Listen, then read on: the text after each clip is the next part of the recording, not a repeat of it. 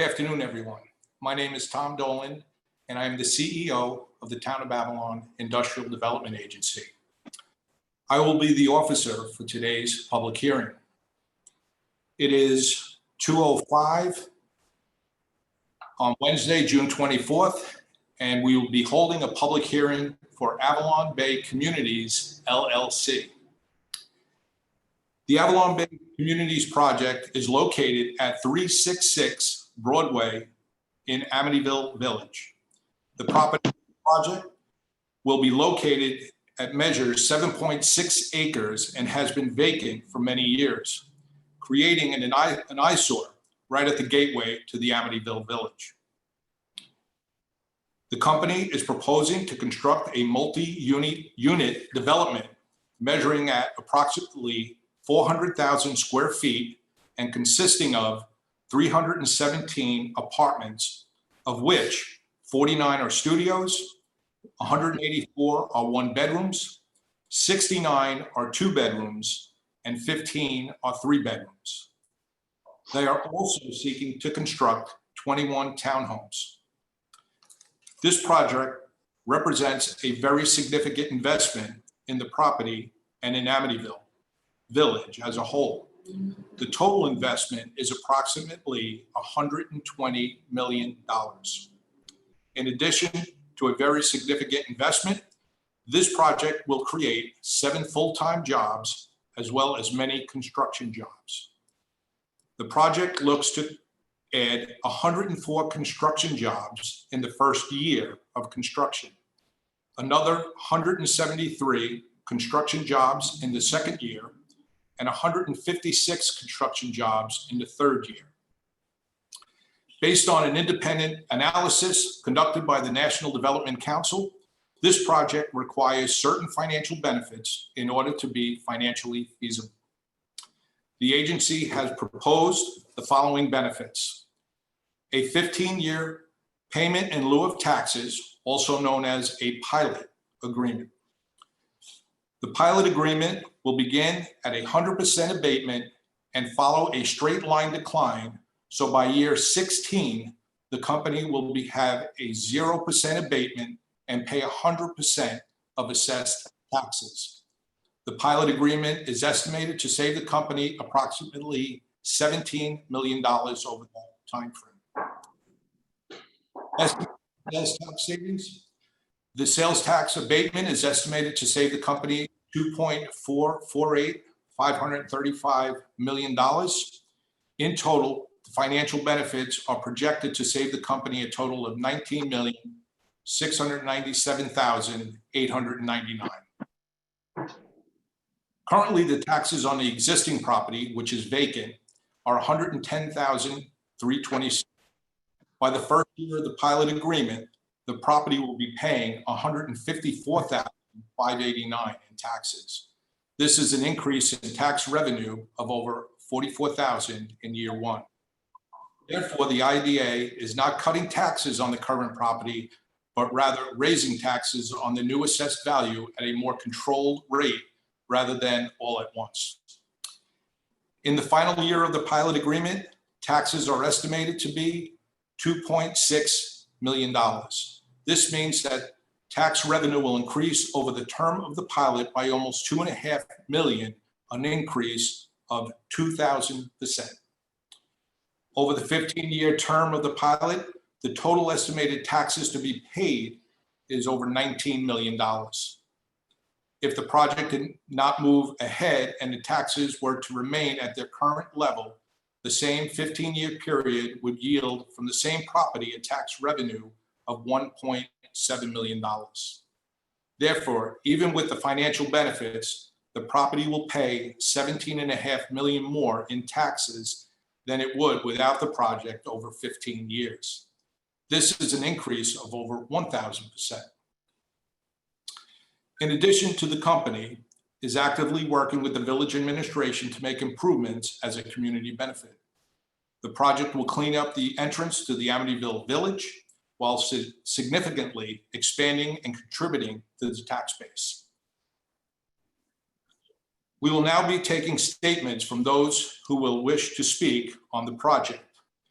Please keep in mind that the purpose of the public hearing is for us to listen and to get your comments about the benefits being offered into the record. We will not be answering questions at this time. Any specific questions can be sent via email and will be responded to. I will give that information at the close of the public hearing. We would also ask that our speakers keep their comments to 5 minutes. Our first speaker will be Chris Connors, and I will now turn it over to him for his comments. Chris, are you there? I'm here, Chris Connors. Okay, we're ready for your comments, sir. Okay, can I ask who's at the meeting? Who's at the meeting? Yeah, who's attending this conference call? Or who's on this call?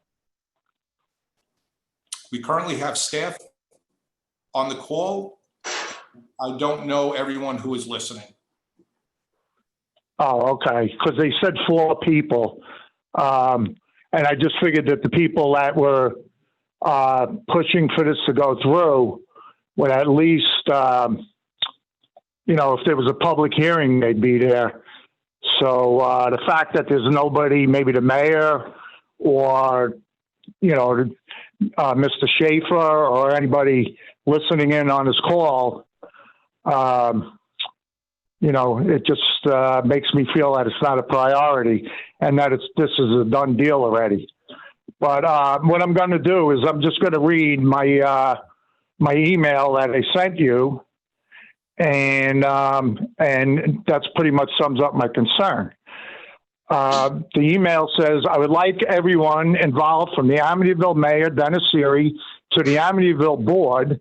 Now, I sent them this email too, so I guess they couldn't have been bothered to join either. And I hope I'm wrong with that, but it doesn't sound like I am. To go on to record that this will not affect our school taxes as to what happened to the taxpayers of Wyandanch because of the Wyandanch Village project.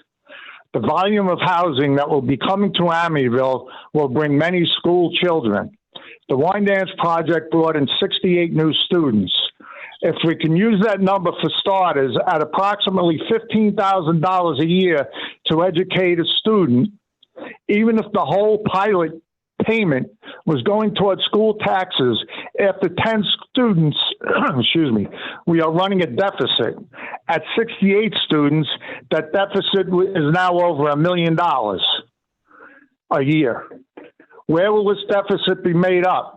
Taxpayers? Will it just be Amityville taxpayers, Amityville Village taxpayers, or will it be all of Amityville? There is no retail included in this project, so there is no tax base. And to say that the people are moving into the complex will be spending in the village goes against the spirit of the General Municipal Law, Article 18A, and does not make this project lawful. This project has an enormous impact and will affect the village of Amityville for years to come. This hearing should not have been done on a virtual platform. That's what I said. Okay, well, we want to thank you for your comments and taking the time to join the call. Okay, is there any more to this, or that was it? That's it. It's just what we heard your comment, and it will be put in the record. Okay. Now, I mean, there's no back and forth. I mean, this is the virtual meeting. This is how this thing is going to get jammed through. I mean, I've seen it before. I've seen where, I mean, this notice was in on a Sunday news day that there was a meeting today. Whoever reads the legal notices, thank God I happened to see it. And then the last time they did this with the Wyandanch, they put the thing in on a Sunday. Newsday printed it on like a Tuesday or a Wednesday that there was going to be a meeting at 8 o'clock in the morning at the Avalon, IDA.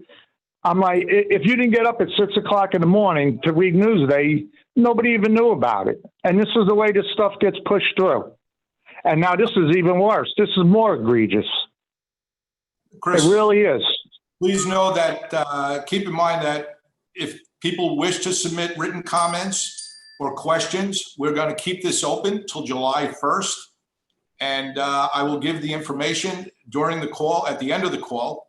And all those questions and any question that you posed in this public hearing will be answered.